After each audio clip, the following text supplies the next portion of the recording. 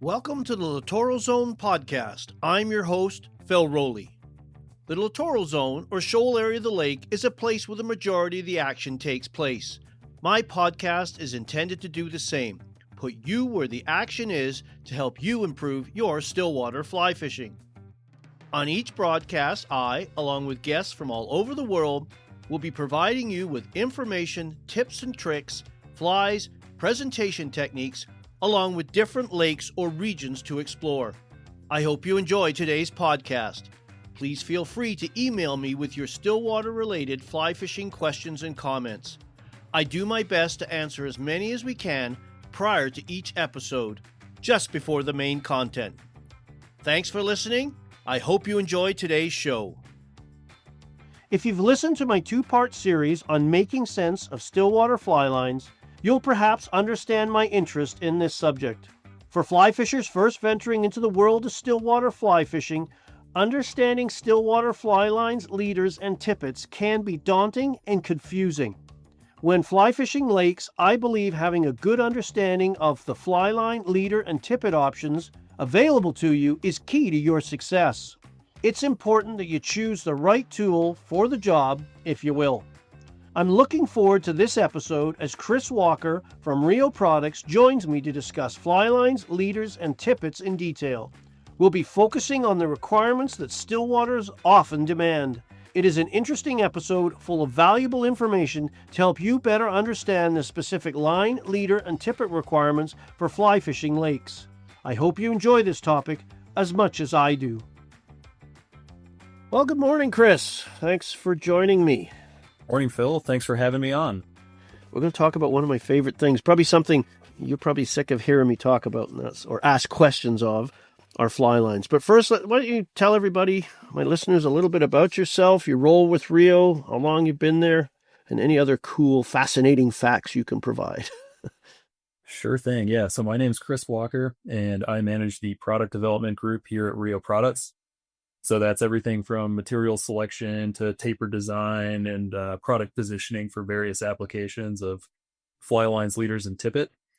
I've been here a little over 7 years now. Before this, I was a manufacturing engineer at a semiconductor factory, which was much less interesting for fishy people like you and I.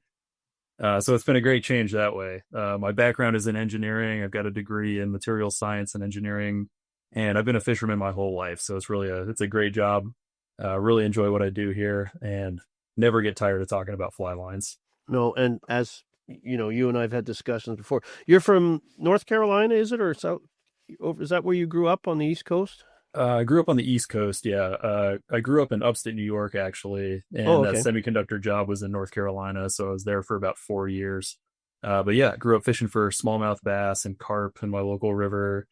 Spent some time in New England, so I did a little striper fishing there. Of course, I did the Great Lakes Lake Run tributary fishing circuit for a while. I was all over those tributaries for a couple of years. In North Carolina, it was false albacore, trout in the mountains. And now that I live in Idaho, tons and tons of trout fishing. Yeah, but a lot of sort of stillwater stuff, oceans, lakes. So, interesting.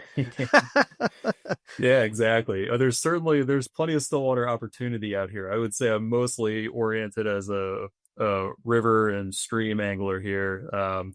But you and I have been out on our local stillwaters a couple times now. Yeah. So yeah, we have that opportunity as well. No, you have some beautiful river and stream fishing, and one thing you're being too modest about, you're one of the nicest casters I've ever seen. Oh, well, thank you. It's a little bit of envy in that. Although I still remember that day on the Henry's Fort. You remember it? I remember it well. What stretch were we fishing? We were fishing between... that was the lower Henry's Fork, so Ora to Chester that day. Yeah, it was a short little strip, and we were sitting there having lunch. It was a pretty slow day, and then a fish rose right against the bank, and not in a place we expected to see a fish. And you were up, and the amount of stealth, and you change your fly before you cast and everything, and then you made a perfect cast. It was poetry in motion, set the hook, and you forgot to check your tip and broke it off. Yeah. Beautiful cast, not such a beautiful hook set. I never saw a fly rod and reel throw that high in the air. That was so funny. You know, we all had a good laugh about that because we've all done it, right? You all done it. Oh, yeah.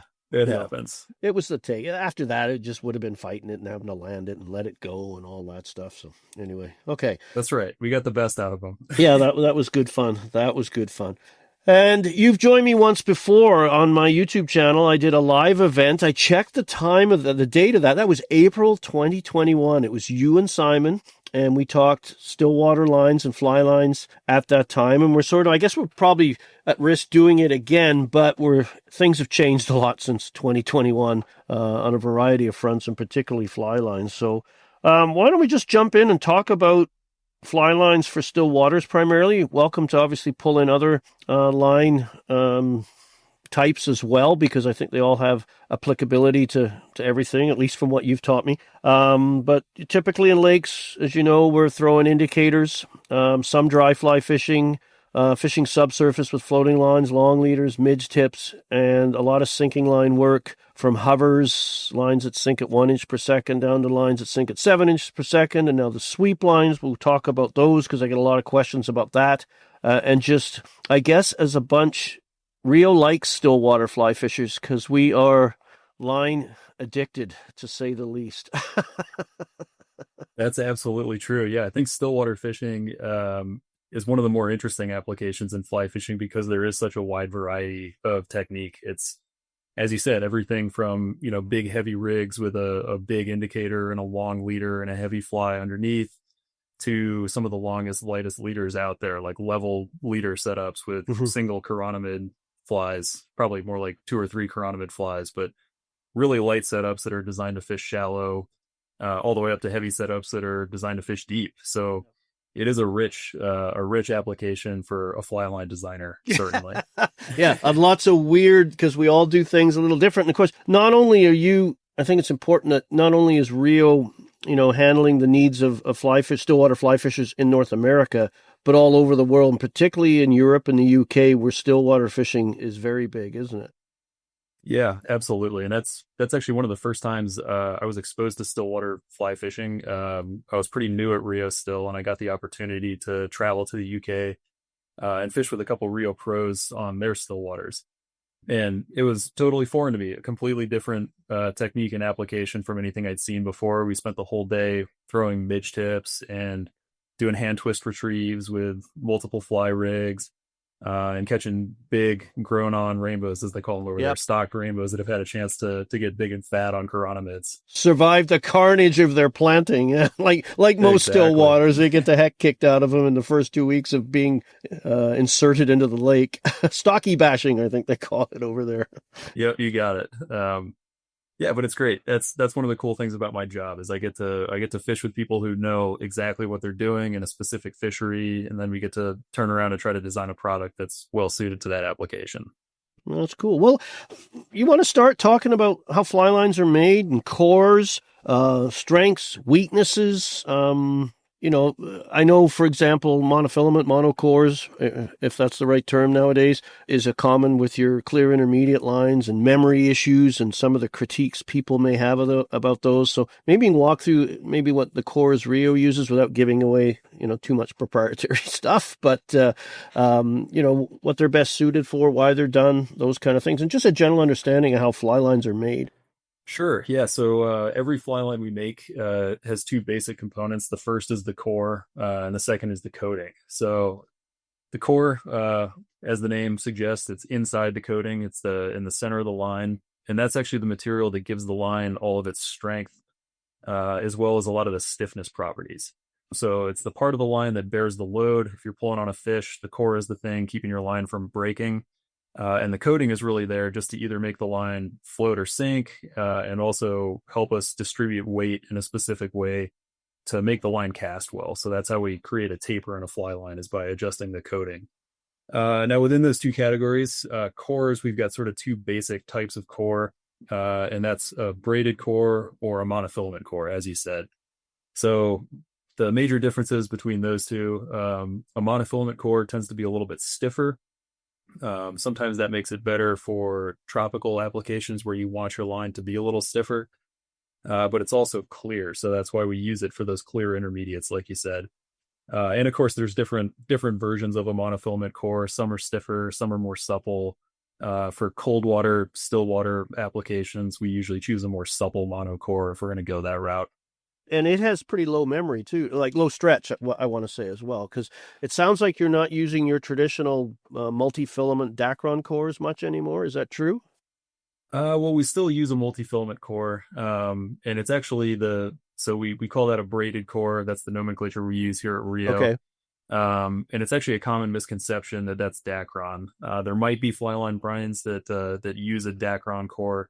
Our braided core is based on nylon, Okay. so a little bit different chemically. Those differences aren't especially important, but one of the reasons we would choose that braided core is it is a little bit more supple. That makes it a little bit less prone to memory than a monofilament core. Okay. Is nylon stronger than Dacron? Is that one of the reasons too, or? Um, that's an interesting question. Sorry. It's going to depend on the construction. So obviously you could make a Dacron braid that's really strong, like your braided backing 30-pound Dacron breaks at 30 pounds. You can have a 20-pound version that's a little bit thinner and less strong. Same's true for nylon cores. So we have braided nylon as light as 12-pound breaking strength and as heavy as 30-pound. So just depending on the application, we would pick different break strengths. And maybe not so much in still waters, but that always sticks in my mind because you get sometimes people will, set up a leader system that has a breaking strain in excess of the core strength and their fly line breaks because now it's become the weakest link in simple terms. And then critiques are, oh, those lines break all the time. And well, you had 100-pound test on there. Yeah. That's not going to break. The weakest link is now your fly line core and ping, off it goes. So, yeah. Yep. That does happen from time to time. And hopefully we're not getting too far afield here, but the most common situation for that is somebody who's fishing like 15-pound Maxima. Yeah. Everybody knows Maxima as super strong tippet. 15-pound is crazy strong, and that's because it doesn't actually break at 15 pounds. It breaks at like 23 pounds. So if you're tying 15-pound tippet Yeah. with, Maxima 15-pound on the end of a 20-pound break strength fly line, just like you said, all of a sudden the fly line might be the weak link in that system now. So But I know some guys for their Stillwater leaders will build a butt section not as thick as maybe a factory tapered leader, and are using 15 and 20-pound Maxima because it's a little thinner diameter, but they're still getting some pretty strong core strength in excess of the posted limits on the spools. So that's interesting because what's your typical in your 5, 6, 7 weight that Stillwater fly fishers use most often? What's the typical break strain of those cores? I know I should know this. no, you're fine. 20-pound is pretty Okay. typical in those applications. So a braided core that goes in a 5, 6, 7 weight Stillwater line would be 20-pound break strength. The same sizes, if we make them on a monocore, like the Midge Tip series, those are probably more like 25-pound. Okay. All right. That's interesting. All right. So that's cores. You mentioned I guess the monocore would be the critique some fly fishers have is the memory concerns. Because my first experiences with a monocore line were not really fly fishing lakes. It was the fall months. We used to chase coho when I lived on the west coast of Canada. They like to hold up in what we would affectionately call frog water. They like the slower pools or even backwaters. They'd stack up in there and they become very spooky. It's low, it's clear. And, a traditional line with they could see that going through the water. I don't think they knew what it was, but they didn't like it. So they would just move aside from it, right? It was moving. And then the monocores came in, but they were all originally done for a saltwater application. So they work great as far as being, less visible to fish, but it's like casting a slinky. Those things were horrible because we were using a tropical line in a temperate, almost cold water environment. It didn't work well. So what do the different monos you're using for the cores, you mentioned looking for more supple. Is that what you're doing with the Stillwater lines? Because we're using it, in water temperatures.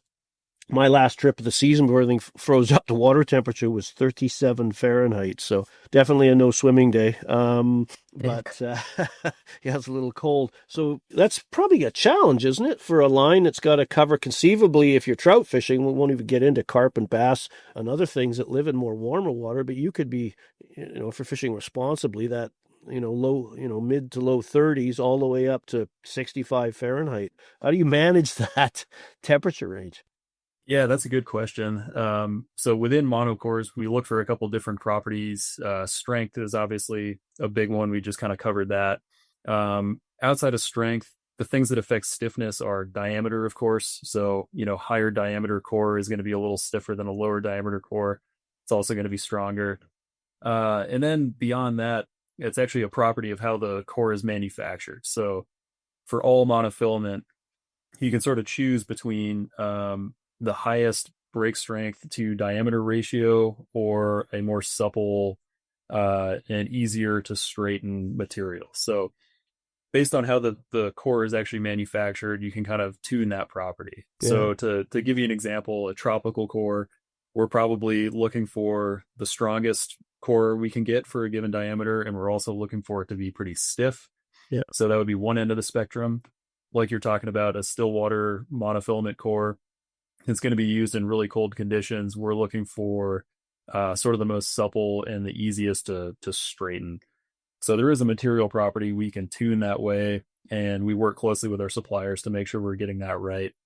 But in the case of a cold water monofilament core, we're looking for one that isn't necessarily leaning heavily on the highest break strength. Like we just said, 25 pounds is plenty for a Stillwater application. But we want to be able to pull it off the reel and give it a stretch between our hands and make sure it lies nice and straight. Since 1972, 4-Wheel Campers has been building rugged, lightweight campers designed to fit almost any truck and every kind of adventure. Whether you're keeping it simple like me with the Project M or gearing up for full-time off-the-grid travel, there's a 4-wheel camper built to match your lifestyle. You can head over to 4wheelcampers.com right now to use the builder tool to find your perfect topper, slide-in, or flatbed camper for your next journey. Patagonia just launched the next evolution in waders, and they're built for anglers just like you. The Swift Current line includes ultralight, packable options for the hiking, crew, and expedition-ready waders if you're hard on your gear like me. They're designed for comfort, built from recycled materials, and backed by Patagonia's ironclad warranty. You can check them out right now at wetflyswing.com/swiftcurrent. That's wetflyswing.com/SWIFTCURRENT. Swift Current waders. Check them out now. Yeah, and I think that's important. I think people sometimes have this expectation it's going to fall off, like a regular braided core line and be supple. And that's just, I think I've had this discussion when people like to compare different brands of line, and they all fall victim. It's physics. They have to follow the same rules. They're bound by the same constrictions, and it's all the same. Because you mentioned the tropical application. That's obviously big fish, warmer temperatures. We're obviously, with a few exceptions, not catching fish that big and not that warm a temperature. We probably shouldn't be trout fishing in those situations anyway, because they're not going to be liking it much. So I think that's important, because that leads to another question I have is you get, I ran into an angler that was struggling with a line, and it's brand new and it's coiling up and it's horrible and it's ugly. So I went out it was a destination trip at a lodge, and we went out to the dock and, let's see how you could cast. He was a good caster. His issue wasn't line memory. It was line twist. So maybe we can, when you're talking about memory, just the difference between the two and the causes of twist and how you fix both. Because I think memory, you just said, the first thing I do with when I'm going to use a clear intermediate line before I make the first cast is, give it that, as you're pulling the line off the reel and sort of getting ready to cast, is to give it a good stretch, 3 to 4 foot pulls and put a little tension on it, and the memory falls out of it. But line twist is a little different, right? It's a different cause and a different fix. Absolutely. Yeah. So the very easiest way to tell the difference between memory and twist is, what I like to do is I'll pull an arm's length of line off my reel. Let's say I'm having issues with my line coiling up. I'm trying to determine, is it memory or twist? I'll pull, 5 or 6 feet off the reel between my hands, and then I'll just bring my hands close together. And what I'm looking for is the loop of line as it goes slack between my hands. If it spins around itself, if it actually winds up on itself and spins itself into a loop, I know it's memory. And that's because, sorry, I said that the wrong way. Yeah, if I bring my hands together and it twists around like itself, a phone cord, that's twist. Like an old, for those who remember phones with cords on them. But yeah, exactly. And what's going on there is the one end of the line is actually twisted relative to the other end of the line. Yeah. There's a bunch of things that can cause that. It could be a casting fault, or it could even just be a casting strategy. If you're doing a Belgian cast or like an oval constant tension cast, that can put a twist in your line.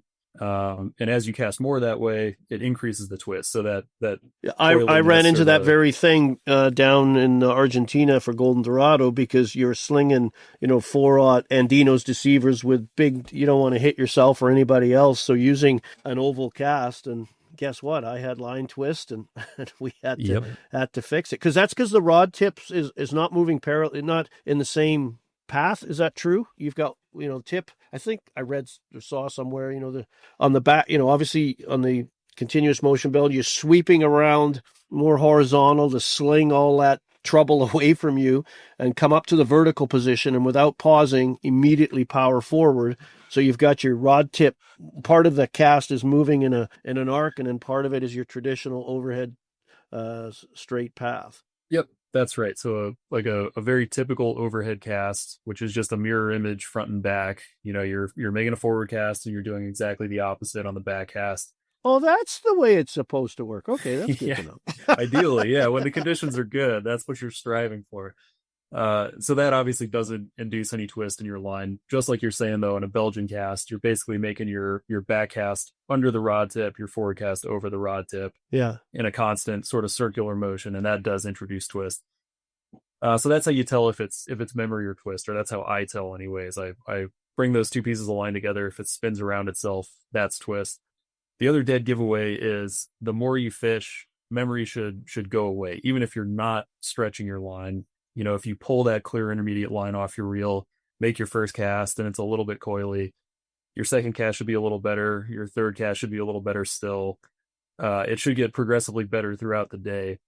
Twist, on the other hand, if you're doing that Belgian cast, it'll get worse and worse.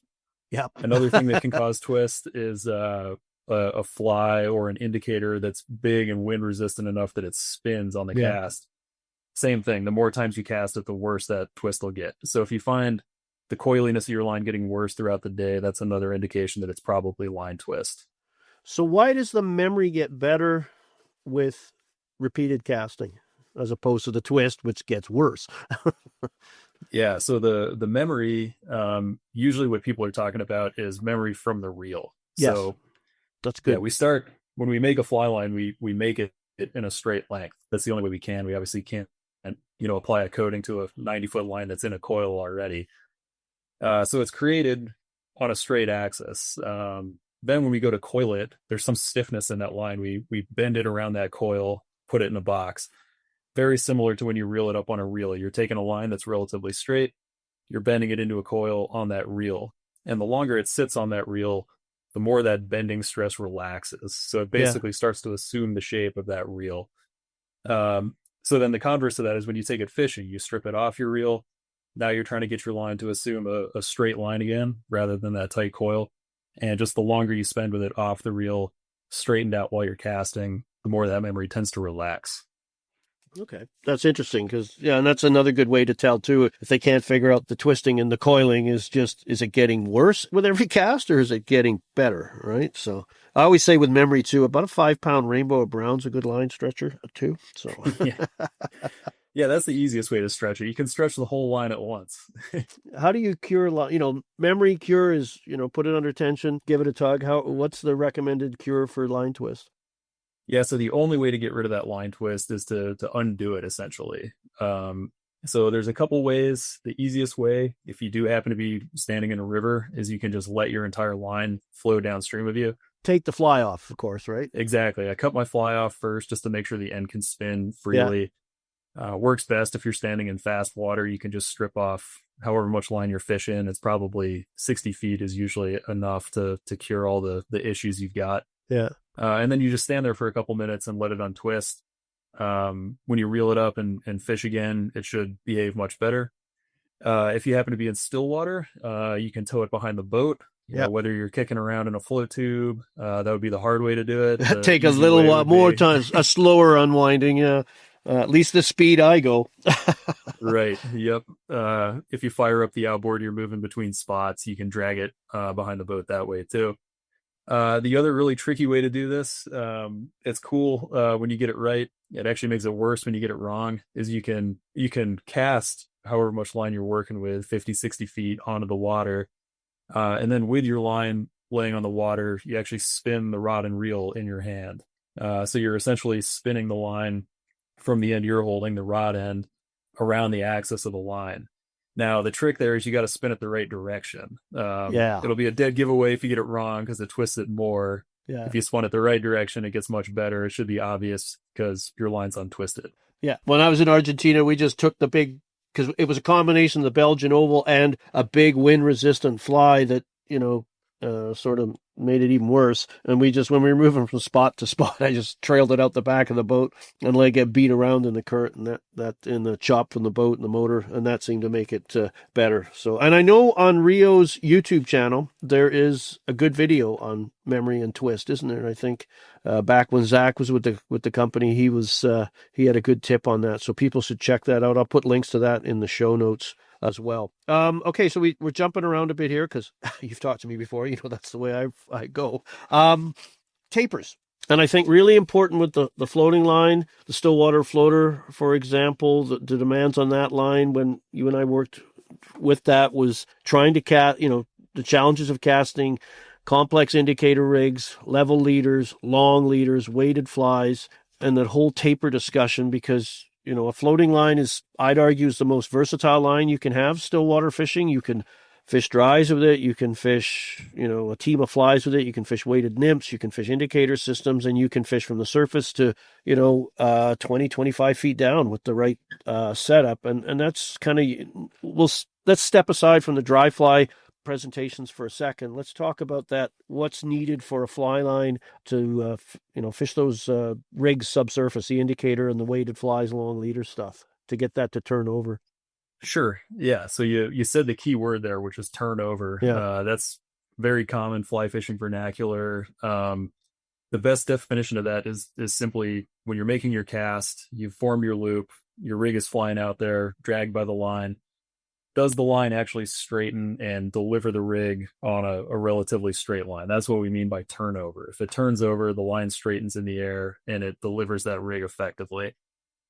So for the application you're talking about, like a Stillwater rig with an indicator, long leader, heavy flies, really the main challenge there is the rig itself is pretty heavy and it's pretty cumbersome. So you need a line that has enough power to turn that over.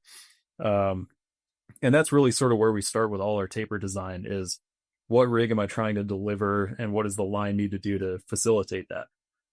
So in the case of that Stillwater floater, it's really about the power to turn that rig over. And the way you get more power in a fly line taper is, well, there's a couple different ways. You can add weight, which would be like going up in rod weights, go from a 5 to a 6 or a 6 to a 7. Obviously, you don't always want to do that. You want to take your 6-weight rod and you want it to be able to fish a range of different techniques. So that doesn't always work. The other way you can achieve more power in a taper is by putting more of the weight close to the fly.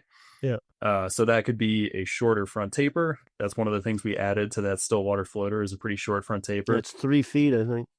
Yep, exactly. And it could also be what we call front loading a taper. So putting more of the weight of the head nearer to the fly, nearer to the rig, again, giving it more power to turn over. Because that's important too, because you see some lines that, may have a higher grain weight, and we'll get into that in a second, but it's where you put that, right? Because my understanding is, with the Stillwater floaters, the example here is not only we shorten the taper to put what I call the mass of the line closer to the front of the line to push that over, but also we up the line weight, literally, from a 6 actually has an 8-weight head on it, again, to do that as well, because that also gave the line a little more surface area for roll casting, which is an important component of an indicator rig, because I love to roll cast that thing because it is tangle prone, and a roll cast is a great way to avoid that. Similar, I guess, to your trout spay and those kind of things where you're using the roll cast for perhaps not the same reasons, but similar. Yep. Yeah, definitely. So another thing that contributes to a good roll cast is just getting enough weight in the D loop. So, yeah, the difference between an overhead cast and a roll cast. In an overhead cast, the entire line's in the air. The entire line is contributing to the weight that loads your rod and ultimately delivers the fly. A roll cast differs in that you have an anchor. There's your fly, your leader, your indicator, and probably the tip of your fly line are actually in the water, creating the anchor to load the rod. So in that instance, part of the line is static. It's on the water and it's not moving. And then it's really the back of that fly line's head that ends up in the D loop. And that's the weight that you're using to load the rod. So a couple characteristics that make a line roll cast better. One is simply that it's just a little bit heavier than a line that's meant to overhead cast nicely, because you have less of that line weight contributing to the rod load. And the other thing that helps is having more of that weight actually towards the back of the head. So that puts more of the weight in the D loop, less of the weight in the anchor. And that means the heavier D loop section of line has a little bit more momentum and power to turn over that line that's creating your anchor. Okay. So that's why that's right here that we're talking about the back taper, the rear taper, and its importance on helping form the roll cast. I know Simon was also talking about the line, how it aids, you're able to aerialize more line. So if you are using that line to fish moving on the surface, you can pick up more line and then, pick it up and deliver it to the target without having to strip it all the way back in, get that head in the guides, get a couple of false casts, and then get it off to the target. And in that situation, your opportunity's missed because the fish is gone. It takes too long to get that line there. So is that correct? Am I understanding that right? Yeah, that's right. I would say in a roll casting situation, it's the back of the head is really where all the action is. That's where you're tuning how much weight goes into the D loop and how much power you can turn over your tip with.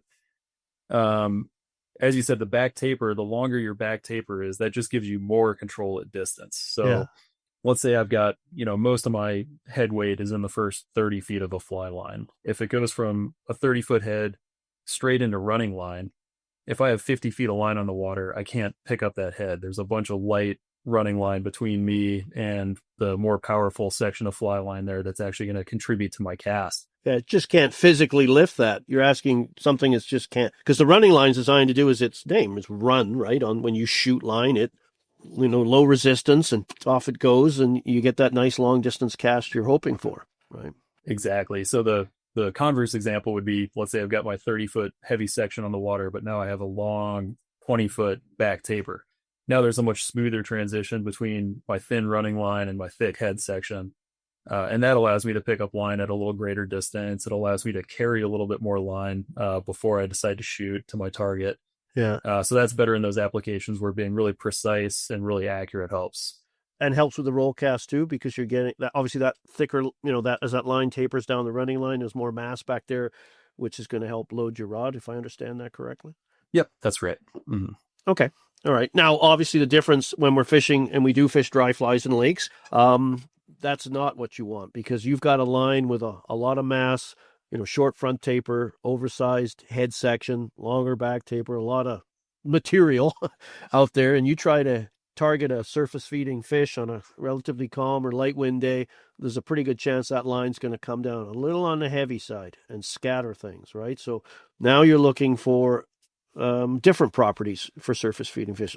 I think much the same way, that day we teased you about on the Henry's Fork, but you did not want to use a Stillwater floater for that situation, unless you're trying to knock the fish unconscious. Right? The same basic principles, whether it's moving water or still water, you want that delicate presentation. So what's the difference between those? We talked about the first line, designed for turning over indicators, long leaders, all that stuff with a mass, oversized head. What are we looking for in a floating line for those delicate situations? Yeah, so it's totally different. Your rig that you're trying to deliver is completely different. Instead of a big heavy indicator and a weighted fly and a lot of, leader in between the two, now we're talking about a long tapered leader. It probably goes down to a fine tippet. That fly I broke off in that Henry's Fork fish was like a size 18 CDC Comparadon. I think I tied it on, so it was probably my fault. Yeah. But in any case, really, really light, fine fly. So now it's less about power and more about finesse. You don't need any of that power to turn over powerfully and, really kick the fly over and deliver it to the target. Now it's all about accuracy in being able to turn the fly over delicately so it lands light and doesn't spook the fish. So in that case, we'll go back to that same rule. More weight close to the fly means more power. If I move weight farther away from the fly, I get more finesse. So that means a long front taper, a relatively light head. I'm not going to use a line that's 2 sizes heavy to deliver a small dry fly. And like we were talking about with rear tapers, you're looking for maximum accuracy. So you're probably going to have a long head and a relatively long rear taper, so you can just carry line and you don't have to shoot to reach your target. Yeah. More almost like a conventional double taper approach, right? Where you just have to continue to cast. Yeah, because and the difference between, I think the Stillwater floater has a 3-foot head, and I know the one I use for my technical Stillwater casting dry, small nymphs and shallow situations where I can see fish and I don't want, I want that delicate presentation. It's technical trout is 10 foot of front taper. So quite a difference. And if you ask that technical trout to chuck an indicator rig, it can do it, but you're asking a lot of it, and then you'd have to start overpowering things, more horsepower. You're tired, and overpowering casts usually causes all kinds of casting problems, tailing loops and all tangles. It's good for leader sales. We'll get to that in a bit. Okay. Exactly. Now, one of the things you talked about there was the whole, it's, that if you got a 6-weight floater that's got an 8-weight head basically on it, what am I doing to my fly rod? It's, I think some people worry they've just tied a truck onto the end of their rod, and sooner or later that rod's going to shatter and there's going to be graphite splinters everywhere. That's just not the case, because the grain weight in that 5-6 range that most times we're stillwater trout fishing, for example, is insignificant, really, isn't it? The difference between the two? It's insignificant in, keeping your rod in one piece. You're not going to break anything, and you're not going to overload your rod by going up a couple line sizes. Like we just alluded to, it's very significant in terms of how the fly line delivers your rig. Yeah. But yeah, that's a very common question I hear is, why would I buy a 6-weight line that actually weighs as much as an 8-weight line? Isn't that going to overload my rod? There's a couple ways to approach that. The one I usually like to talk about is, what does 2 sizes heavy actually mean? So 1 size heavy, if I'm fishing a 5-weight rod, the AFTA standard says that my line should weigh 140 grains in the first 30 feet.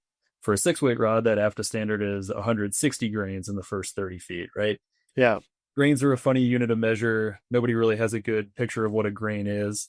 So I'll give you one. A standard business card weighs about 20 grains. Wow.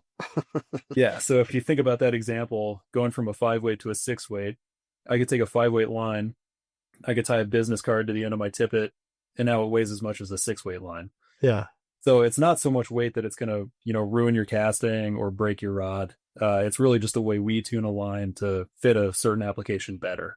Yeah. And I'm sure rod design comes in, fast action rods versus moderate action versus really soft action rods impacts that. I was talking to a friend over in Australia, and he often underlines, for fishing from shore, underlines his rod to get a different presentation. So he could be fishing 7s and 8s and have a 5 or a 6 line on it for that application, because there's a lot of personality, I'll call it, that gets put into these things because years ago we used to certain rods deliberately overload because it just seemed to load and cast better, and just felt it's probably more masking our casting flaws than anything in the rod or line design, but it worked. And I always get asked that if you should overline or underline, and I generally just, if it's a 6-weight rod, get the 6-weight line, and geniuses such as you have done all the figuring out, and I trust you. So well, I don't know how much genius there is behind it, but that's my approach too, is I fish, a line that's marketed for a 6-weight rod. I fish it on a 6-weight rod for the most part.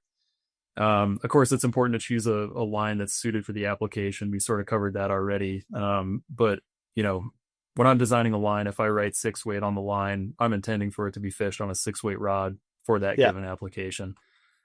One more good example of, you mentioned there's lots of personal preference. Some people like to underline, some people like to overline. If you're one of those people, that's great. I would never tell anybody to stop casting a way that they like to cast. Like, I think that's the ultimate proof of what works for you, is if you like it, do it. Yeah. one example I'll give you is something that Simon Gosworth actually showed me for the first time. We were having a sales meeting. We had a bunch of our sales reps around, and we were doing some casting competitions. And Simon brought out what he calls the flip-flop casting competition, where he puts a 10-weight line on a 3-weight rod, hands it to the first guy, and then he puts a 3-weight line on a 10-weight rod and hands it to the next guy. And both of them have to cast that as far as they can. Then they got to trade and cast each other's setup as far as they can. And what I'll tell you, it doesn't feel good. Nobody wants to cast a 10-weight line on a 3-weight rod. But a good caster like Simon, who's, world class, Yes, he can make it look easy on both. Yeah. So it's not like, it's not like a 10-weight line's going to break your 3-weight rod. And it's not impossible to cast a 3-weight line on a 10-weight rod. It truly is just down to, what works for you and also what works for your application.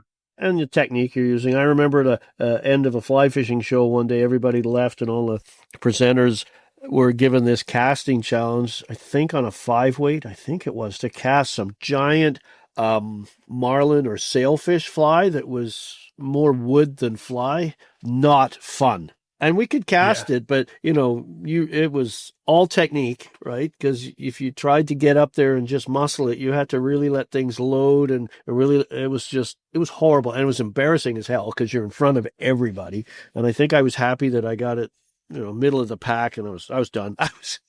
Yeah. You're probably like me. You see those contests and you disappear, right? Just going to the bathroom. Yeah. So, okay. So we talked floating lines. Let's talk sinking lines now. What are you looking for in sinking lines? The challenges there. What are the design considerations you got to think about for a sinking line? Oh yeah, that's a good question. So, in a sinking line, obviously the first property you need to tune is how far is it going to sink and how fast. And that's one that requires some unpacking, right? So a lot of people say, well, I want to fish 15 feet down. What sink rate line should I use? That's a good question. How long's a piece of string, right? Exactly.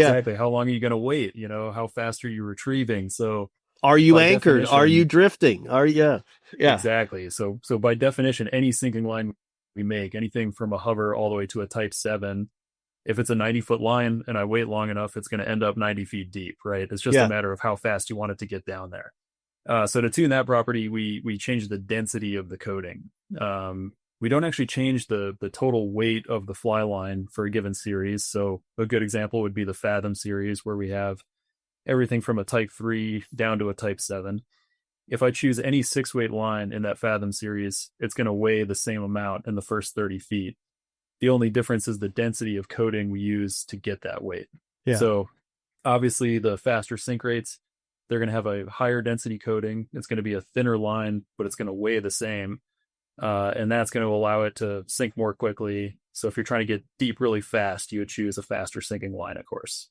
Yeah, because I always look at it, like you say, a lot of factors come in. The depth you're trying to achieve, the retrieve speed of your fly, closely linked to the activity level of the fish. So if the fish are not in the mood to chase, they're not aggressive, you have to use slower retrieve. So typically you're going to use a slower sink rate line because you need to move that fly slower. And obviously you don't want that to sink below the fish and be lying on the bottom for most applications. So there's no magic. And are you anchored? Are you drifting? Is there any kind of wind-induced current? That's why you have to have all those lines. That's what I tell myself anyway. So one of the things there you touched about, I think a couple of times, is grain weight. And I told you I'd ask this question when we were talking before we started recording, but a lot of confusion between sink rate and grain weight. And people assuming that a line that has 400, 500, 600, 700 grains is going to sink like a rock. And that's just not the case, is it? And then you're going to have to defend yourself a bit here. Why, in some line types outside of Stillwater, do you follow a grain standard, which sort of more suggests it's to do with sink rate than grain weight? If I articulated that question properly. Go. Yeah. All right. I love this question. I love answering this question because it is confusing. And I think the confusion starts with some historic line designs. Like past sink tips were sold by grain weight exclusively. It was one density of sink tip.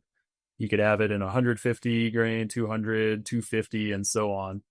And manufacturers of those styles of lines, Rio was one of them for many years. They assigned a sink rate to each of those grain weight lines. So automatically, we sort of conditioned people to think more grain weight means faster sink rate. Right now, in the fly line world, that's not really the case. And what it comes down to is the definition of a grain. So a grain is just a unit of weight. It's the same as a pound. It's obviously not the same as a pound. There's way more weight in 1 pound than 1 grain. Yeah. Boy, I'm trying to remember the conversion off the top of my head. Nobody cares. I've got it written down. I should have had it written up, but I looked it up, right? Because grain weight is used to determine, for the most part, the weight of the line. 6 weight, 7 weight, 8 weight. As you said, the AFTMA standard, so many grains over so much length of line determines whether it's a 5 weight or 6 weight or 7 weight. And then sink rate is about the coating, the tungsten powder on the coating of the line that makes it sink. Because you can have a 400 grain weight line that sinks like a rock and it can float like a feather on the surface too, correct? Yep, that's exactly right. So I think of grains, there's that old trick question, which weighs more, a pound of feathers or a pound of lead, right? Yeah. The answer, spoiler, is they weigh the same, right? Oh, well, that's good to know. Same could be said about grains, which weighs more, 100 grains of feathers or 100 grains of lead. They weigh the same. Yeah. Grain is just a unit of weight. So Yeah. it says nothing about the density. So to go back to your example, I could have a 400 grain shooting head for a spay rod. Let's say I've got a 400 grain Skagit shooting head. Yeah. That's actually a floating head. I could equally have a 400 grain shooting head that's set up to sink. It could be like an outbound short shooting head with a type 6 coating, weighs the same, but it's got a denser coating, so now it sinks really quickly. So the number the consumer should pay attention to when they're buying a fly line is sink rate rather than grain weight. If they're looking for how their line is going to sink or float or hover, as the case may be, they should be looking for sink rate rather than grain weight. Okay. And the tungsten powder doesn't have any impact subtly or otherwise on grain weight? Oh, sure. Yeah, of course it does. So the tungsten powder, yeah, this is a component of the coating. Yes, that makes it sink. Yeah. Exactly. So we have a whole range of coatings we can apply to a fly line here at Rio. Floating coatings, they actually use a hollow glass sphere. So it's a tiny little particle. It looks like just white powder in your hands. But we mix that into the coating, and that makes your line buoyant. So it drives the density down. It means we have to put on more volume of that coating to get to a desired weight. The tungsten powder, like you're alluding to, does exactly the opposite. So that's a very dense metal powder. We mix that into the coatings, and it drives the density of the coating up.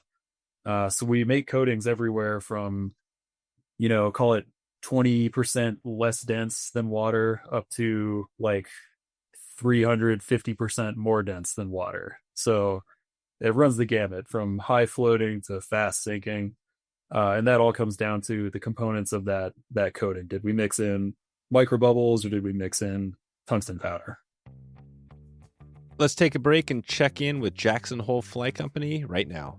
The right gear can turn a good day on the water into an unforgettable one. Jackson Hole Fly Company's combo kits are built to match the rhythm of the river, giving you everything you need in one simple package. Each kit pairs a perfectly matched rod and reel with essential accessories, ready to fish right out of the box. From the beginner-friendly Crystal Creek to the high-performance Flat Creek, there's a setup for every angler. And don't forget about their packs and slings. I've been loving my Jackson Hole Sling Pack for a number of years now. The perfect size to fit all your gear, but not too heavy and not too big to drag you down. Check out their slings and rods and much more at jacksonholeflycompany.com. And you can support this podcast by checking in with Jackson Hole Fly Company today. And I guess one thing we didn't talk about is how lines are made. They're typically, you've got the core, you've mixed the coating up, and there's some good videos on your YouTube channel that show how this process is done, and I'll make sure to link those in the show notes, the notes as well, and just how they're made. And then that line is extruded out, and the coating's applied, and it goes through, from what I've seen, a complex pulley system all over the place, and it comes off. How many lines are you running in a production run? Like, how many lines, if you're going to make a Stillwater floater and it's Stillwater floater day, how long is the total length of line you're making, of which how many lines are within that length?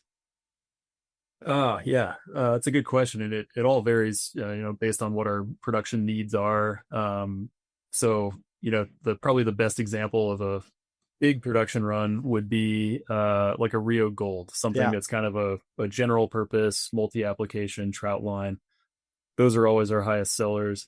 When we schedule a run of those, it might be thousands of lines. We might just run them continuously for weeks, but in the actual manufacturing process, the way it's done is fly lines are made end to end. So you've got one continuous chain of core that we're running through our equipment. We're applying coatings with all their, specified densities and diameters and colors to make a fly line. And then basically those are manufactured in what we call a skein of about 15 to 20 lines. So every 15 or 20 lines, we're cutting a skein off of our machinery. Those are taken to the next step, which is to coil them into individual fly lines. After that, we weld some loops. Many of our lines have printed information on them so you can identify what line is on your reel. And then they go to packaging. But yeah, to answer your question, it's probably 15 to 20 lines made end to end. And we like to run, obviously, longer production runs. That's more efficient. It takes less setup time, less changeover time. Yeah. So there's obviously a bit of a complex schedules to line needs for current needs and anticipating the future, all based on past sales, anticipated growth, all that typical stuff any manufacturer goes through, trying to figure out to make sure they have just the right amount of product for the needs at the time, right? Yep, absolutely. And you guys are handling the world. That must be a fun equation. It's more fun to be the guy who designs them than Yeah, the guy I'm who has sure. to keep them in stock. That's for sure. Production manager comes out, what have you been doing? Have you been talking to Phil again? Yeah. Yeah, exactly. Yeah. Some of our crazy things we want to have. Let's talk a little bit about sweep lines, because I think more and more people are becoming aware of them, but not quite understanding, what they are, how they're made, their applications. I can help with that. But just maybe you can give us a little from your perspective, the sweep lines that Rio manufactures. Yeah, I'll defer to you on application because you're the sweep line master in this conversation. But I can tell you technically what it is. I would say the typical way to make a sinking line is you want, under most circumstances, you want the end of the line furthest away from you, closest to your fly. Ideally, you want that sinking the fastest, or at least the same rate as the rest of the line. Yeah. And what that helps with is it just makes sure that the line is in a relatively straight line between you and the fish. That's an advantage because there's less slack in your system. If you have light biting fish, it's a little bit easier to feel a take. It's a little bit easier to set the hook, and you don't have to pull slack out. And where the sweep line diverges from that is it isn't sinking at its fastest at the tip of the line. So our sweep lines are set up to have a relatively slow sinking tip, and then a body section in the middle that sinks faster, and then a running line that sinks slower again. Yeah. So you get, when it sinks, you get this interesting pattern where the belly of your line is actually the deepest point and your fly is sort of trailing behind it higher up in the water column. Yeah, and I like those lines because you're literally sweeping vertically through the water to find where the fish may be. I tend to use those lines a lot off drop-offs, over deeper water where fish could be stacked up 10 feet down, 15 feet down, 20 feet down, or scattered throughout, and you're trying to pull your flies through, as opposed to if you look to an indicator method where we are, our fly is suspending at a set depth. If those fish are at that depth, life is good. But if it's not, that's where the sweeps come in. And it often happens for me when you're fishing deeper water, because fish they don't just go lie on the bottom. They will go stage out there and just do their thing, and a sweep line is a great way to get through those. And you do those in 2 sink rates, right? You do a slow version with that midsection's 4 inches per second, right? If my math is right. And then the fast is the 6, right? Yep, exactly. Okay. And you mentioned something about the tip thing, and I don't think we've covered it yet, but I don't want to take you all day here, but a little bit of talk on density compensation, because that is important for sinking lines. And what is it, and why did it come to be? Absolutely. Yeah. So that gets even a little bit more complicated, but it's important to understand with our density conversation. So on a typical fly line, a weight forward design, you have a front taper, so it's thin at the tip, then it tapers up and gets thick in the belly, then it tapers down and gets thin in the running line. On a sinking line, What that means is the tip section, if I were to use just one density the whole way, the tip section is the thinnest part of the fly line. It has the least coating. And because of that, it actually has the highest densities. Or, sorry, I said that backwards. It has the lowest density. So the core is less dense than the coating in a sinking line typically. And if you have less coating over that core, it drives the overall density of that section of line down. So it sinks a little bit slower. So if we were to make our lines, our sinking lines, with just one density of coating along the entire length, that thin tip section is not going to sink as fast as the rest of the line. In a sweep application, maybe you want that, but in a typical sinking line application, you probably don't want the tip of your fly line trailing behind the rest of it and kind of pointing up in the water column. So the way we fix that is we use a technique called density compensation. So a bunch of our sinking lines at the very tip, the thinnest part of the fly line, we actually put a higher density coating on there. And what that does is it keeps the overall density of the tip the same as the overall density of the belly. So now the line sinks nice and level. So instead of getting that tailing effect where the tip floats a little higher or sinks a little less quickly than the rest of the line, it sinks in a nice straight line and you maintain that straight line connection to the fish. Okay. Yeah, and that's sort of a feature, because I always tell people sometimes they'll see two sinking lines. Like I know you've got kind of an entry-level lines and the elite lines, and that's one of the reasons for the price difference is the elite series has that density compensation, whereas that entry-level line does not. Right? Yep, that's exactly obviously right. got a few other things as well. Hang markers. Do you want to say anything about those? For those of you who don't know, a hang marker is a marking on the line that is a prompt to initiate the hang, which is a rod raise and pause at the end of your retrieve to induce any fish following your flies. They have the opportunity to take it. And with most of the lines Rio's got, they're on there because from floating line to the fastest sinking, you can initiate the hang. Now we use a focused, other manufacturers use line color or texture changes. We use more the way I used to do it, by wrapping thread on the line and making a short focused bump that didn't affect the castability of the line and the ability to shoot through the guides or any of that stuff. It's just, I always joke, it's kind of a wake up call. Hey, you're near the end. You better start to initiate the hang, and so that's sort of the application. How is that installed? On the line, how is that manufactured? Oh yeah, that's a good one, and it's one that's evolved a lot over the years. I think I'm really proud of where our hang markers ended because it took a lot of iterations to get there, and I think we've got a really functional one that is not disruptive. Yeah, when you're casting, but it is obvious when you get to it.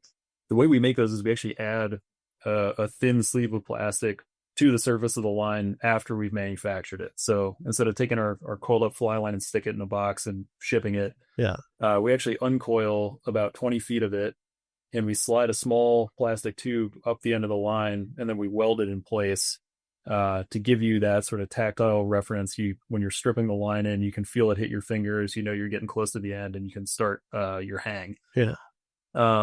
I really like ours because they're smooth. So we weld them to the line in a way that there's a nice tapered step up to that hang marker. They come through the guides really easily. They go back out through the guides really easily when you're casting. So there's no issues of the hang marker hanging up while you're fishing. But they are easy to feel and they're easy to see too. It's obviously a different color than the rest of the line, so you can see it coming. And they're set at 20 feet, correct? Yeah, that's right. And I like that because most times we're using 9.5, most often 10-foot rods in Stillwater fishing.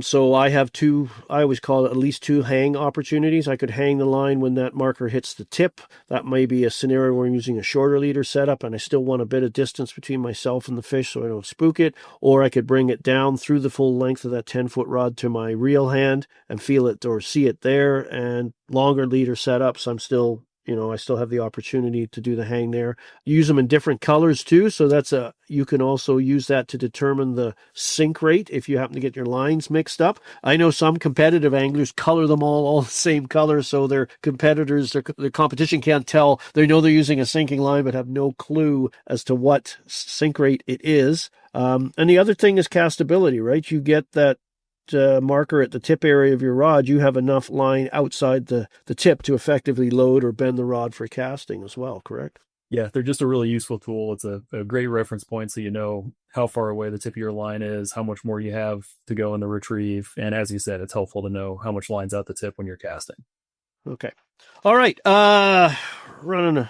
How long have we been going here? Oh, we're coming on an hour, so I'm going to keep you a little longer. Let's jump out of the fly line bucket right now because I could certainly spend more time down there. I know we didn't talk. Well, actually, we should, before we close off, you've just released the Ambassador series of lines that cover. You've got the line you work with me on that we put the tippet ring at the end to remove the concerns people have around welded loop connections and running through the guides and hanging up on that. And that's probably something we can talk about maybe in a future episode in more detail. You've also done them in a switch line, correct? You worked with Pyramid Fly Company to develop a line to the needs of that, specifically Pyramid Lake. And then you worked with Sarah and Brian on a saltwater line as well, correct? Yep, that's right. Yeah. I love the Ambassador series. It's great. It's a great way for us to really connect with specific fisheries. I think what it speaks to is, Rio, we have lots of expertise in how to make a fly line, but our ambassadors have all the expertise in their specific fisheries. So whether that's your Stillwater applications or Sarah and Brian fishing for false albacore in North Carolina, or the Pyramid Flyco guys fishing for big cutthroats in Pyramid Lake, they're the true experts in their fisheries. So if we work with them on a set of specifications to make the ultimate line for that application, I think everybody wins. It's a really cool series of lines that way. Yeah, these lines, what I like, I guess there's always some critics out there that, another fly line, but we're trying to solve problems here and make life easier for people and give them a tool that makes their day on the water or time on the water just that much more enjoyable. So thanks for letting me do that. I appreciate it. Okay, let's take a walk. Thanks for feeding us ideas. Yeah. Yeah, you say that sometimes. Sometimes you're like, oh, Phil, what have you been drinking? Leaders and tippet. Boy, we could spend another hour on this. So maybe a quick, how are they made? How is a tapered leader made? Tippet, nylon versus fluorocarbon, leader app, just go. Okay, yeah. You can freewheel here. Sure. So leader and tippet, as you said, there's two primary materials that they're made out of. There's nylon and there's fluorocarbon. The thing that those two materials have in common is that they're both a thermoplastic polymer. And what that means is they can be melted and reformed. So the way leaders and tippet are manufactured, most of that manufacturing is done overseas, but a good tippet and leader manufacturer, all the processes run sort of analogously. They're pretty similar. You've got a piece of machinery that melts your raw material, your raw nylon or fluorocarbon, and then it extrudes it out into whatever shape or diameter we're trying to achieve. Most of these things are made to our specific requirements for a given product. So we hand a set of specifications to a manufacturer, and they make it happen with their equipment. Tippet is a little bit more simple than leaders. Tippet, you've got a level diameter throughout. So you're just extruding that material into one continuous filament that's the right diameter, whether that's 3x or 5x or 20 pound or whatever. Leaders are a little more complicated because, as you alluded to, you do need to get a taper. Yeah. So the way those products are made is you're extruding that material out, and as it's cooling, they use different draw rates, is what it's called. So they're actually stretching that molten material to draw it down into a thinner diameter at the tippet end of your leader. And they're stretching it less. They're drawing it more slowly at the thick end. So that gives you the butt of your leader. And there's all kinds of technology and trade secrets and intellectual property and manufacturing techniques that go into doing that effectively and repeatably. But that's the basics of how they're made. Okay, so one of my favorite leaders, and this, is the indicator leader for Stillwater because of that short butt section that gives me a little bit of support, when I'm indicator fishing between my fly line and my indicator. So how's the extrusion process for that done? Because that leader features 7 feet of level tippet after that butt section.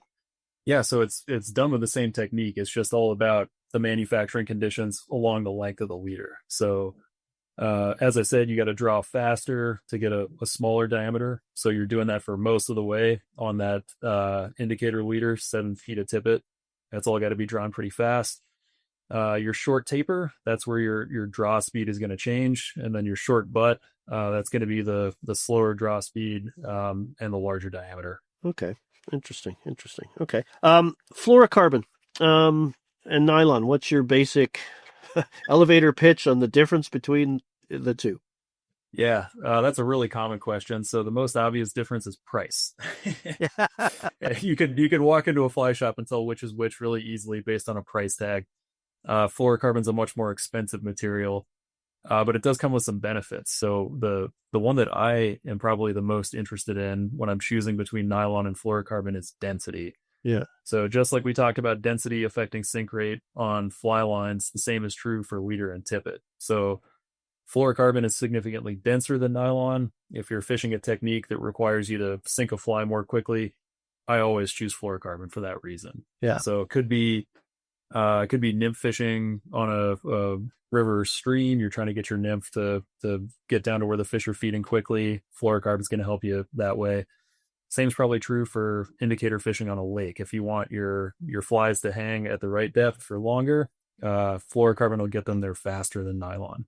Yeah, because typically in my leader setups for indicator, I use the indicator leader as the foundation, and everything after that is all fluorocarbon, and also visibility too. Correct? Yep. So there's a difference in optical properties between nylon and fluorocarbon, and this one gets pretty technical. Every material has this property called the refractive index, and all that is it measures how much light bends when it enters or exits that material. Yeah. So water has a refractive index. That's why, looking at a fish from above the surface, it looks a little different than if you were to look at it under the surface. There's a effect of light bending. It changes where the fish appears and how deep or shallow they appear. Yeah, it appears. I think the best analogy somebody showed me with this was stabbing your rod tip in the water and looking at it sideways, and it appears the rod tip bends up, which it better not. Clearly it doesn't. So if the tip represents a fish, that's going to tell you that fish appears closer to the surface and further away when actually it's deeper and closer to you, right? That's exactly right. Yep. That's the way I look at it, is look how a rod, the way that refraction works, the bending of light as light passes from air to water. That's probably the easiest way for me to figure out where the fish are. Because usually you're not letting your fly sink far enough, or you're casting over that fish and spooking it. So, yeah. Okay. Yeah. So nylon and fluorocarbon have that same property. They bend light in much the same way. But there's a difference in how much they bend the light. So basically the way I think of it, nylon has a refractive index that's more different from the refractive index of water than fluorocarbon. So if I've got fluorocarbon underwater, light's going from the water into the fluorocarbon and then back into the water, it bends less than if I were to do the same thing with nylon. So when you hear people talk about fluorocarbon being more transparent and clearer underwater, they're both clear. They both allow light to pass at pretty similar rates, but the light bends less when it goes through fluorocarbon. Yeah. So that makes it appear more invisible underwater. Yeah. Okay. So you could conceivably, if you're fishing in murky water, and current isn't really that, you could interchange the two and not see any real difference in success. If everything was down to that, there's so much involved in success. Yeah, absolutely. Yeah. So typically, like you said, if you've got, murky conditions, it's less imperative that your tippet be clear. You don't have to fish as fine a tippet. Everybody's pretty familiar with that effect. If the water's muddy, you can get away with thicker tippet. Same's true for nylon versus fluorocarbon under those conditions. There are a couple other different material properties between those two classes of tippet, but they're less hard and fast. I don't want to talk about them in as general a term. The general rule that people throw out is that fluorocarbon is less prone to abrasion than nylon. So if you're fishing somewhere with structure and you're expecting your leader to get dragged over rocks and sticks and whatever, saltwater fluorocarbon's a better. Yeah, exactly. Fluorocarbon's a better choice there.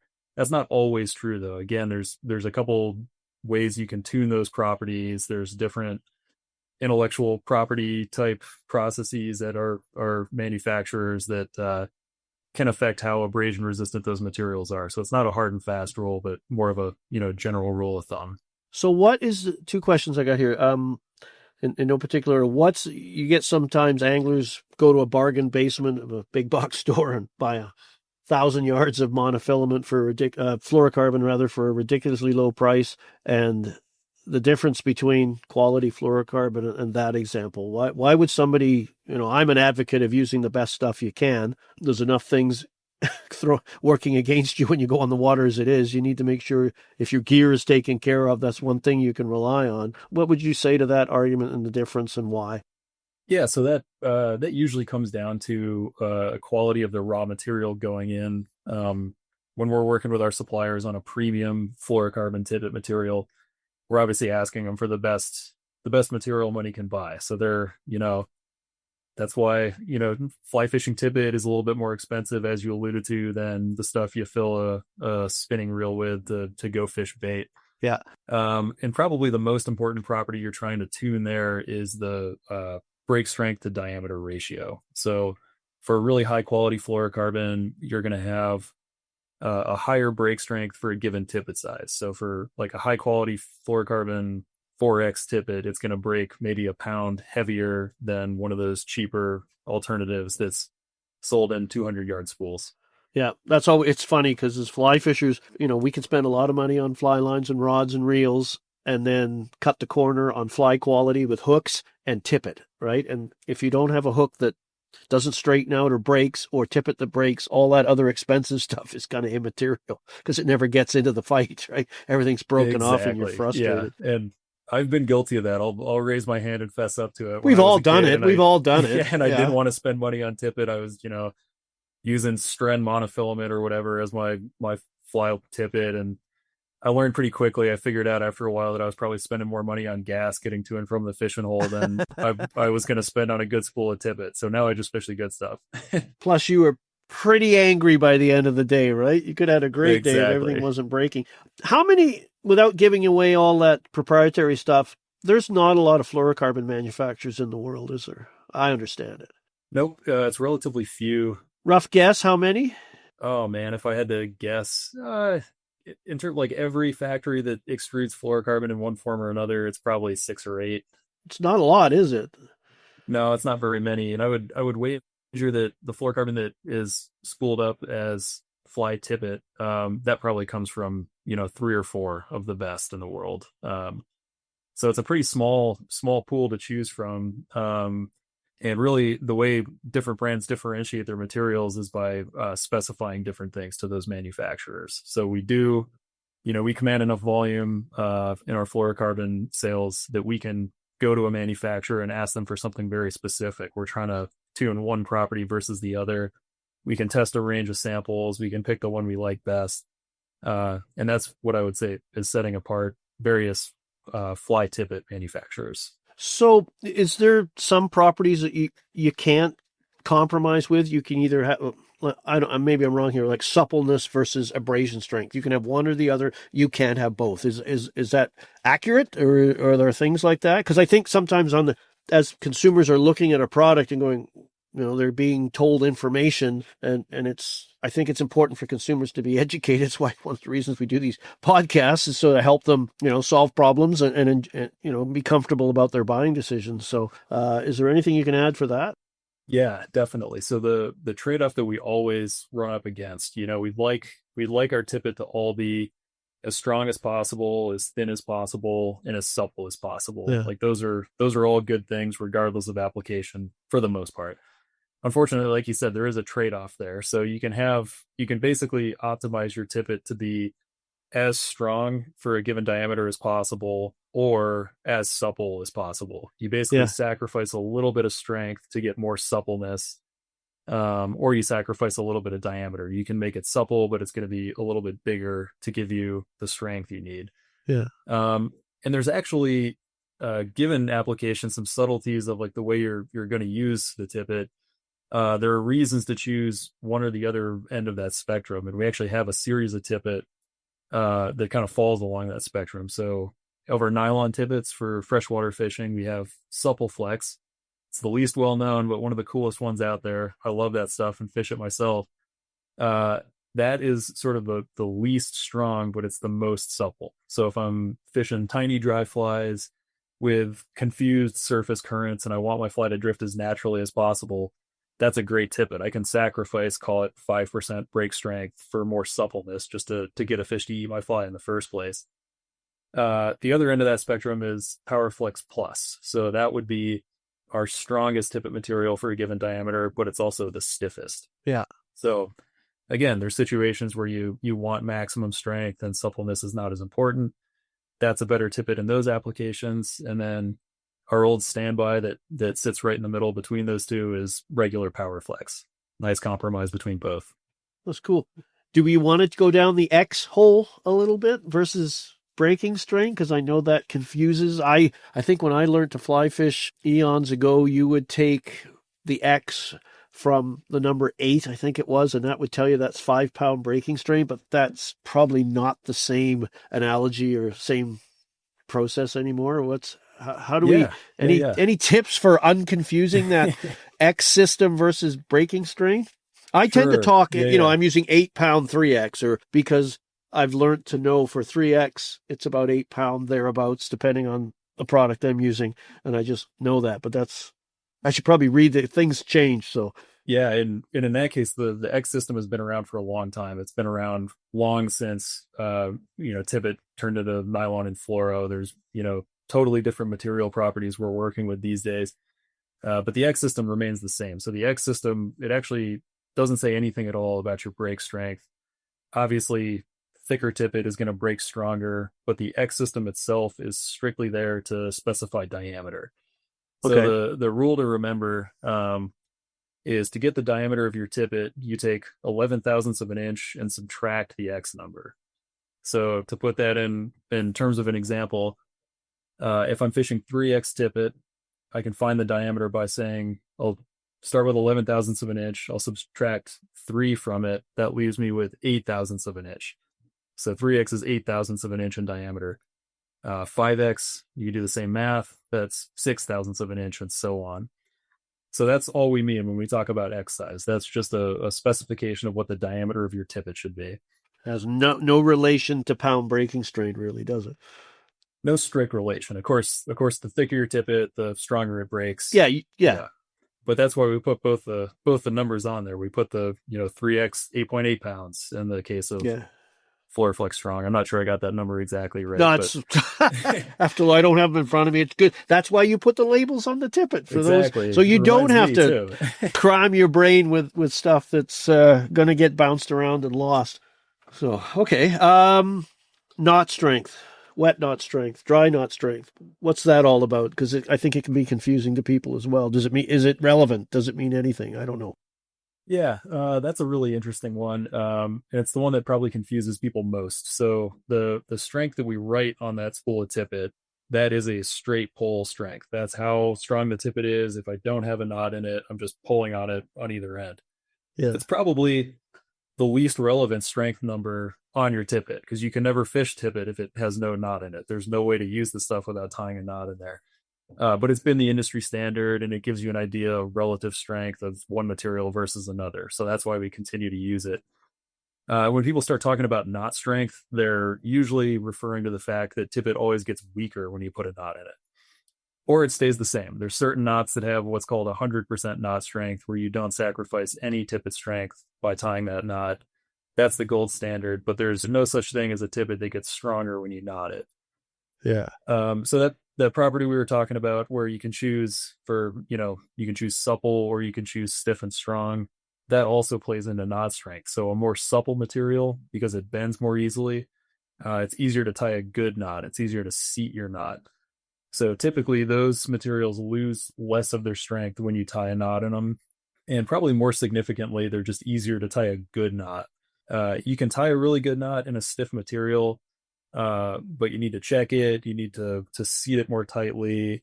Sometimes I have to, cut off and start over again and make sure I got it exactly right to get the most strength out of that material. Yeah. Is it necessary to lubricate a knot? Absolutely. Saliva versus, there's some people advocate your saliva is more acidic and it could break down. Is there any truth to that, or is that? No, there's no truth to that. I've heard that. I have a friend, I never lick it because your spit could, I always over the side of the boat or in the water, and I tug it tight that way, or I have a little, however he does it. I'm like, okay. Yeah. I don't know. Maybe there's maybe some minuscule incremental effect of like the acidity of saliva. I haven't studied it that carefully, but what I would tell you is you're always better off lubricating the knot, whether that's with chapstick or saliva or water out of wherever you happen to be fishing. And really what you're trying to avoid there, you're trying to lubricate it so it slips down and pulls tight more easily. But the other thing you're trying to avoid is when it is slipping over itself, when there's tippet rubbing against other tippet, it can develop heat because of that friction. So having a wet knot, like a lubricated knot, again, whether it's chapstick or saliva or whatever, that reduces that friction. It reduces the tendency of the tippet to heat up, and the heated up tippet will end up getting damaged. So Okay. you can actually see that effect too. If you don't lubricate a knot and you pull it down tight and you see a little waviness in the tippet just above the knot, that's a pretty good indication that the tippet started to heat up and started to burn, or you created some defects in it. You compromised its strength a little bit. And that's what I advocate too, is when I think sometimes when we get different knots, maybe they're a little more complex knot. For me, it was always a blood knot with small diameter material, is once you get the knot formed and want to snug it tight, you get excited. Holy crap, I've got this right, and cinch it tight as though it's going to escape on you if you don't move fast. But really you want to draw those materials together slowly, right? To reduce that friction buildup as well, correct? Yep, that's exactly right. Yeah. Okay. All right. We covered a lot here today. I could keep you for hours. I love this kind of techie stuff. Is there anything you think we've missed? Is there anything you'd like to speak to, whether it's line design or properties or leaders, tippet, anything you can think of? Why don't we go back and talk about your signature series lines, your ambassador series of lines, just briefly. We don't have to spend an hour on it, but it's worth talking about that feature. So for those of you who haven't seen it, Phil's ambassador series lines, it's 6 different models of lines that Phil you use all the time. Yep. And the difference between a standard Rio midge tip, for example, and the Phil Rowley ambassador series midge tip is we have welded a tippet ring into the front loop of that fly line. And what that is useful for is it makes a really nice tie-off point for your leader. So rather than making a loop-to-loop connection to attach a leader to the fly line, now you can just blood knot a leader directly to that tippet ring. And this was an idea that Phil pitched, and we kind of, we shrugged our shoulders and said, oh, I don't know, maybe, and we'll see if we can do it. We ended up experimenting with it a little bit. And the result of that tippet ring is the line leader connection slides in and out of your rod guides much, much easier than a loop-to-loop connection. So anytime you're fishing a long leader, which is a lot of the time when you're fishing lakes. With those lines, Yeah, being able to pull that line leader connection into the rod guides to land a fish, or being able to get it out of the rod guides when a fish decides to run again, that tippet ring just makes it that much easier and that much more effective. Yeah. Well, that was, it came about because I know a lot of anglers, the first thing they do with any line is lop the loop off, which as an ambassador, I'm sure you wouldn't want me running around advocating that practice, because they found, and I don't think it's the loop that would bind up as much. When I started to really pay more attention to it, it was the actual leader, and where it got you into trouble a lot of times, if you're using a long leader, trying to get that line out to start your day's fishing, or bringing a fish in, and if you had a high rod position when you're landing it, you don't have that nice bend, that arc of leader and line to the fish. It would become more vertical. We like to use those long rods in fishing. It could bind up there. There's not a lot of graphite up at the tip section. Worst case scenario, you could break fish off. You could break rods. And then anglers say, well, they would use nail knots, which is another point of, could jam up there even if you coat it. Or they'd use, micro loops like the European nymphers do, or complex splices where they're feeding, they're up inside the core. I remember doing those with beading needles years ago, stabbing a lot of thumbs in the process. So it was just a way to stop that. And the other thing, too, is line changes. We carry a lot of lines on lakes, and if you're in a float tube or a pontoon boat, or even sitting in a boat, I know competition anglers, if I understand this right, it's been a while since I competed, but you couldn't stand in a boat, you couldn't change the line. Your competitor certainly didn't want you passing hey, hold my rod for a second while I string this thing through. With that tippet ring connection, you can reel your leader in as close as possible, and I use a wooden clothes peg, and I peg that leader against the blank, not to damage the blank, cut it, change my line, clinch knot, back on, few false casts, you've threaded the rod. So it really, makes threading the rod easier. But I know some people are like, okay, what's all this about? What's Phil up to now? Some concerns about, damaging guides. And I think if you look at the way how well you've done the weld for that tippet ring, the weld itself protects the guides, and those guides it's a round, smooth surface. It's going to shoot through there. It's not been an issue. I think you told me once when I drew that question up, what a sinking line can do to a tips. I think you said that's the worst example of what you've seen to damage guides. Yeah, that's right. So that tungsten powder we talked about so much, Yeah. not only is it dense, but it's really hard. And it's a tiny powder. It makes like a really fine grit sandpaper almost. So fine that it's not abrasive to your fingers. You're not going to cut yourself using that. But for anglers who strip a sinking line through their guides, thousands of times every day, fishing streamers or whatever it may be, they can actually saw through chrome snake guides. We've seen a couple instances where a rod gets returned to Sage or Redington, and somebody has actually broken through the ring of the tip top by sawing back and forth with that tungsten line.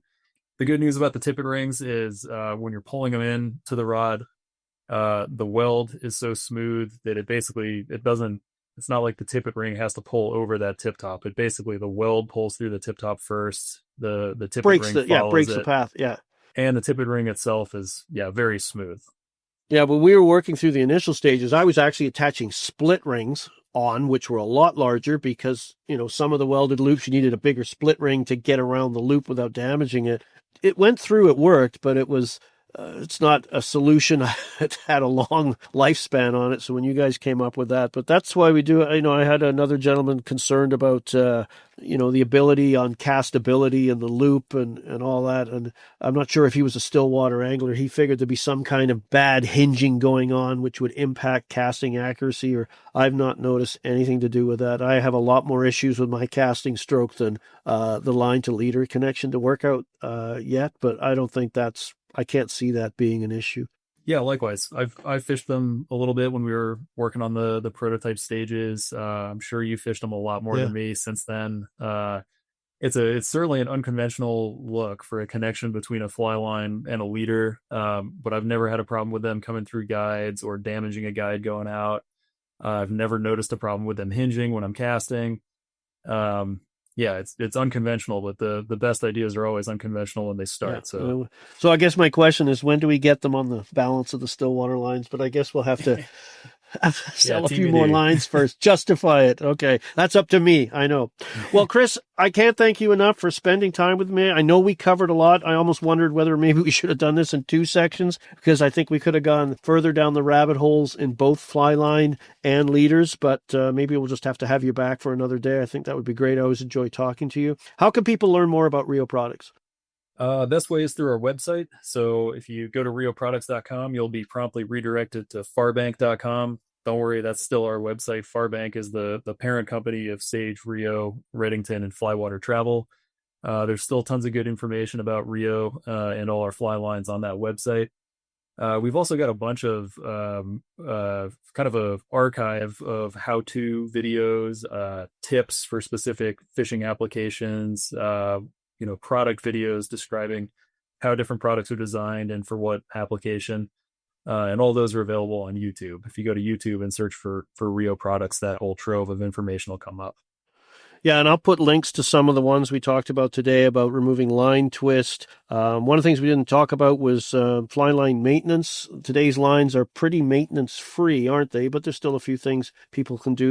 Are those videos still applicable today as they were years ago? I know a lot of the coatings now are, I teased you. Why would you want to make a fly? You guys are never going to sell fly lines if they don't wear out at some point. Yeah, that information is all relevant. All those best practices apply. It's basically treat your fly line well from the beginning, and if you do abuse it, try to clean it up after. Kind of boils down to that. Yeah, because you've got cleaning kits as well, right? The microfiber cloth and lubricant. Do you really need that on the new coatings that are out there nowadays on the Elite series? Yeah, I would say for cleaning a dirty line, those are still really useful. If you do get it dirty and you're trying to clean it up, all those products are still relevant and helpful. Yeah. And good old mild soap and water for sinking lines? Yep, that works great. Yeah, you can use a dish rag and soap in your sink if you don't want to go out and buy a specific product. Anything to keep that line clean is gonna help your cause. No emery cloth, though, right? Right. Yeah, leave Okay. the steel wool out of it. Yeah. Okay. Yeah. Don't scrub it. Okay. That's excellent, Chris. So I didn't mean to with our conclusion there, but again, follow Rio on their YouTube channel. It's just some excellent videos there. You can see Chris's smiling face there as well to put a face to the voice you've been hearing today. If you're not familiar with Chris already, YouTube, Facebook, Instagram. Hope you enjoyed today's episode. We covered a lot of information. Probably maybe have to listen to it a few times, which is good. Good for long drives. So again, thank you for joining us, and we look forward to having you again. And thanks for listening. Thanks, Phil. I want to thank Chris for taking the time to discuss Stillwater fly lines, leaders, and tippet in detail. I always love my conversations with Chris, especially when we take deep dives into the dark world of Stillwater fly lines. I enjoyed our in-depth discussion, and these items, particularly fly lines, are a key component to my Stillwater strategy. I believe the better you understand these items and how best to use them, the more successful you'll be as a Stillwater fly fisher. You'll make the right choice at the right time for the conditions you're facing. I hope you enjoyed this episode, and I look forward to having you join me again as we delve into additional Stillwater topics. Until next time, I hope you can get out on your local lakes or perhaps travel to a new one and enjoy the challenges Stillwaters offer as much as I do.